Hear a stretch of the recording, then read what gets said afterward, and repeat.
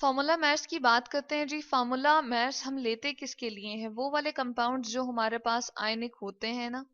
आयनिक यानी कि आयन से मिलकर बने हुए जो कंपाउंड्स होंगे उनको हम आयनिक कंपाउंड कहते हैं। जैसे पहली एग्जांपल अगर मैं यहाँ पर लिख दूं NaCl की, ठीक है। यूजुअली जो हम सॉल्ट कहते हैं, नमक होता है, ठीक है। ये क्या है जी? दो आयन से मिलकर बना हुआ है। तो इसका जो हम कहते हैं, इस पूरे के पूरे एक नमक के ढेर में से जो हम पूरा हीप ले लेते हैं, उसमें एक छोटा सा ऐसा यूनिट जो उसकी कैरेक्टरिस्टिक्स यानी कि उसकी सारी की सारी खसूसियात इस ढेर से, इस हीप से मिलती जुलती होंगी, तो हम उसे कहते हैं कि ये इसका क्या है जी? फॉर्मूला यूनिट है।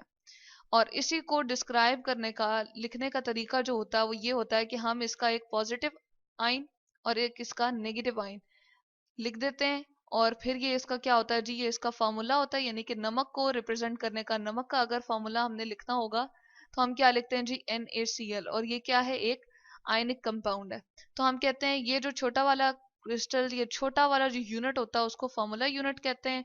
और उसकी डिस्क्रिप्शन के लिए हम क्या लिखते हैं? NaCl। अब मैंने आयन की बात की है।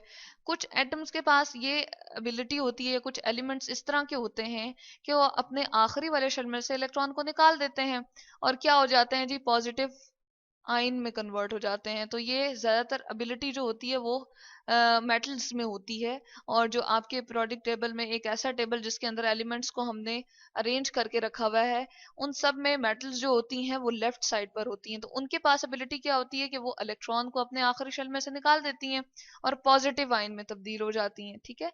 तो हम कहते हैं कि पॉजिटिव आयन बन गया है। और कुछ हमारे पास ऐसे एलिमेंट होते हैं जो इलेक्ट्रॉन को गेन करके नेगेटिव आयन में तब्दील हो जाती हैं, जैसे क्लोरीन, ठीक है। और इसी तरह से नॉन मेटल्स जो आपकी प्रोडक्ट टेबल में राइट साइड पे जो ज्यादातर लिखी हुई होती हैं, वो उनमें एबिलिटी ये होती है कि वो इलेक्ट्रॉन को खींच लेती हैं अपनी तरफ, गेन कर लेते हैं, उनमें ज्यादा एबिलिटी होती है ये खींचने की। और उसको हम कहते हैं कि इनके पास जो एबिलिटी है वो इलेक्ट्रोनेगेटिविटी है, यानी कि इलेक्ट्रॉन गेन करके नेगेटिव हो जाती हैं। तो इस तरह के जो कंपाउंड्स बनते हैं, एक पॉजिटिव आयन और नेगेटिव आयन के दरमियान जो, इन दोनों के दरमियान अट्रैक्शन होगी ऑपोजिट चार्ज की वजह से, और इसके नतीजे में जो हमारे पास कंपाउंड बन जाएगा उसको जी हम आयनिक कंपाउंड कहते हैं। अब इसका अगर हम लोगों ने क्या निकालना हो, मैस निकालना हो, तो हम क्या लिखते हैं जी? हम कहते हैं फॉर्मूला मैस। हम मोलिकुलर मैस नहीं कहते, बल्कि क्या कहते हैं? Formula mass. यानी कि फॉर्मूला यूनिट से है फॉर्मूला मैस, यानी कि एक छोटा यूनिट जो हमने इस पूरे के पूरे नमक का निकाला था और उसकी सारी की सारी कैरेक्टरिस्टिक्स जो थी या खसूसियात जो थी वो उस पूरे नमक के ढेर से मिलती जुलती थी, तो हम उसको कहते हैं फॉर्मूला यूनिट। और उसका जो मैस निकलेगा उसको हम कहते हैं फॉर्मूला मैस। चलें, अब ये किसका सम होता है जी? इसको हम कहते हैं सम ऑफ ऑल द, चले हम यहाँ लिख देते हैं, सम ऑफ ऑल द एटम्स। यहाँ पर लिख देते हैं एटम्स जो आपके पास बीच में इन्वॉल्व होते हैं, जैसे सोडियम और chlorine, atoms in formula unit. यानी कि फॉर्मूला यूनिट के अंदर जो जो आपने एटम्स लिखे हैं उनका हम क्या निकाल लेंगे? एटॉमिक मास निकाल लेंगे और उसको हम क्या कर लेंगे जी? सबको ऐड कर लेंगे। तो यहाँ पर हमने लिख दिया फॉर्मूला यूनिट।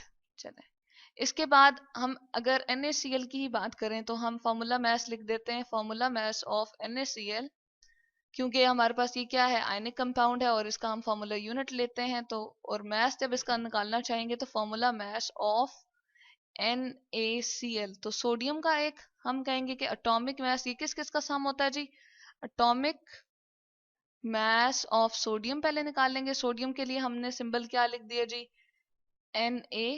जिस तरह हमने बताया था ये नेट्रियम से है, ग्रीक वर्ड में, हम ग्रीक लैंग्वेज में इसको नेट्रियम कहते हैं।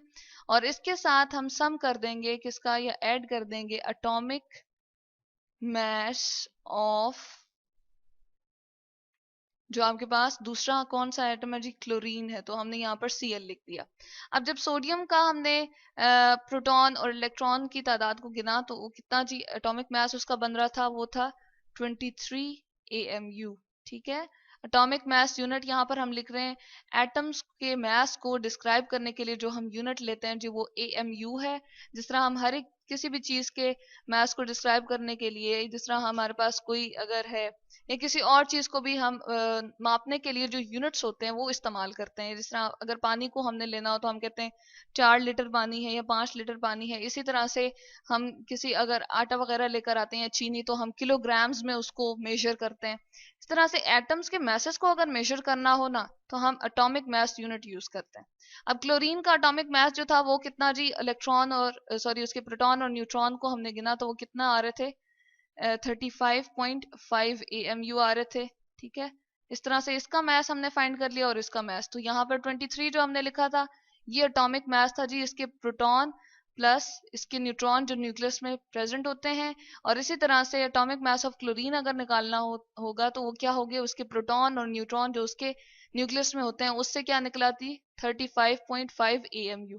अब हम क्या करेंगे, इन दोनों को जब ऐड करेंगे तो क्या आ जाएगा जी आंसर हमारे पास। यहाँ पर हम ऐड करते हैं तो 58.5 AMU हमारे पास जो है वो आंसर आ जाएगा। तो हम कहते हैं कि ये ये फॉर्मूला मैस निकल आया है किसका, NaCl का, जो कि हमारे पास क्या है, एक आयनिक कंपाउंड है। इसी तरह से बहुत सारे आयनिक कंपाउंड्स और भी होते हैं।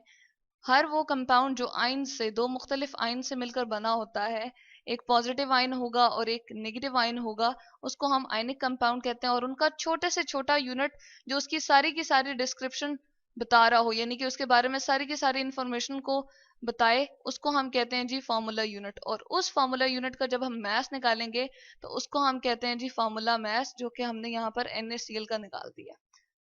तो यहाँ से हमें पता चल गया कि आयनिक कंपाउंड्स के हम मैसेज को किस में मेजर करते हैं जी, फार्मूला मैसेज में मेजर करते हैं। और ये नाम हम उसको फार्मूला मैसेज देते हैं, फार्मूला मैस होता है उसका, और इस तरह से हम उसके